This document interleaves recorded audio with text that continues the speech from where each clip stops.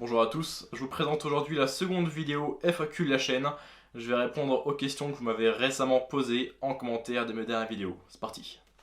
Je commence avec la question de Ronan qui me demande quel est l'intérêt d'écrire ses entraînements dans un carnet d'entraînement. Alors, c'est quelque chose que trop peu de gens font, de garder en mémoire leurs entraînements, donc que ce soit sur format papier ou sur leur téléphone. Ça vous permet plusieurs choses. D'abord, le fait d'écrire vos entraînements, ça vous force de semaine en semaine à progresser à l'entraînement. Vous ne pouvez pas vous permettre de faire exactement la même chose de semaine en semaine et d'espérer progresser. Donc ce sera en lien avec sa seconde question. Un autre avantage de garder un carnet d'entraînement, c'est que ça va vous donner un historique de toutes vos séances. Ainsi, vous pourrez savoir peut-être que un certain nombre de séries par semaine ou un certain exercice vous cause des blessures. Ça peut être le cas, disons, si vous avez eu peut-être une tendinite à l'épaule pendant une certaine période de votre carrière d'entraînement. Vous pouvez regarder en arrière, voir combien de séries vous faisiez pour tel ou tel groupe musculaire ou sur tel mouvement et ainsi deviner, en tirer des conclusions sur tel ou tel exercice n'est peut-être pas adapté à ma morphologie ou ce volume est trop conséquent par rapport à mon niveau ou à la capacité de tolérance de mes tissus conjonctifs, ce genre de choses. Donc c'est des intérêts qu'on a à marquer nos entraînements sur papier. Concernant sa question sur la surcharge progressive, c'est un peu bizarre la façon dont il me pose des questions parce que ça sous-entend qu'on peut s'entraîner soit en surcharge progressive, soit pas du tout. Alors la surcharge progressive, qu'est-ce que c'est? C'est de progresser sur différents facteurs à l'entraînement. Donc que ce soit la charge utilisée, le nombre de répétitions, le nombre de séries, le temps de repos, même le tempo. Enfin, il y a beaucoup de facteurs différents sur lesquels on peut progresser et sur lesquels on doit progresser. Sur le long terme, vous n'allez pas gagner en force ou en muscle si vous progressez sur aucun facteur d'entraînement. D'ailleurs, souvent on préférera modifier soit l'intensité, soit le volume, parce que c'est ce qui est le plus simple et le plus quantifiable.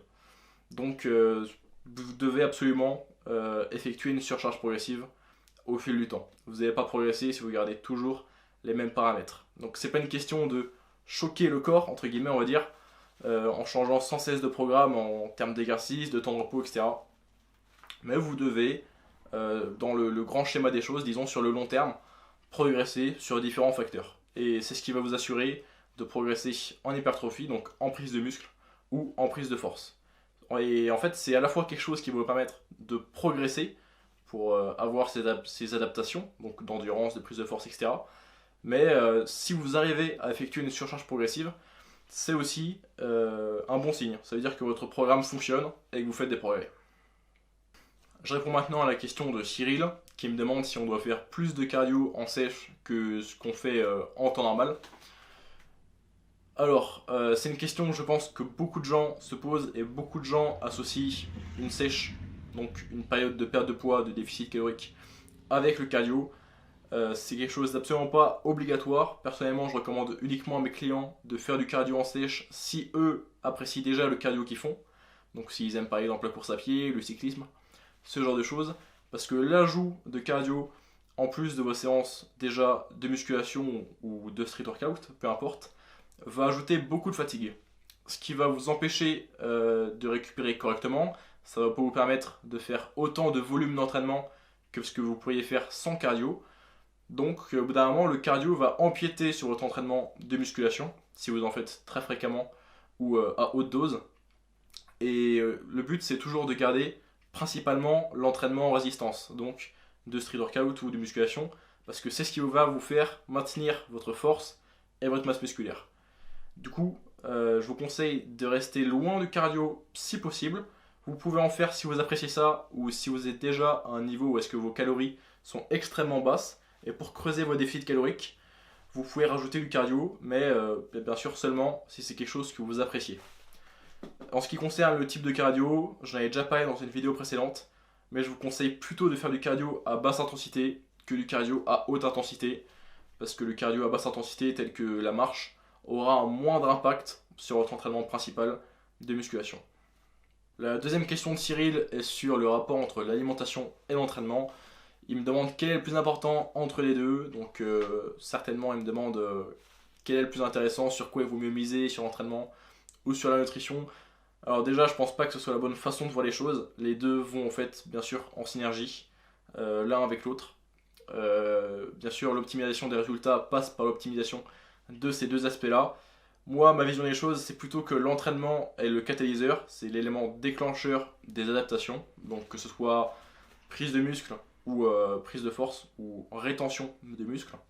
Et la nutrition, ou plutôt une nutrition de qualité, c'est ce qui va te permettre de récupérer de façon optimale et de potentialiser en fait l'entraînement que tu as déjà eu. Donc d'optimiser ta prise de muscle en ayant suffisamment de protéines, en ayant suffisamment de calories ou d'assurer une bonne rétention de muscle. Donc par exemple en étant dans un léger déficit calorique, donc en perdant du poids mais lentement pour maintenir un maximum de muscles. Les deux vont de pair. Cependant, s'il doit y avoir un des deux aspects qui est plus important que l'autre dans une période ou une autre, je dirais que l'entraînement est certainement le plus important dans une période de prise de muscle, parce que bien sûr, comme je l'ai dit, c'est le catalyseur.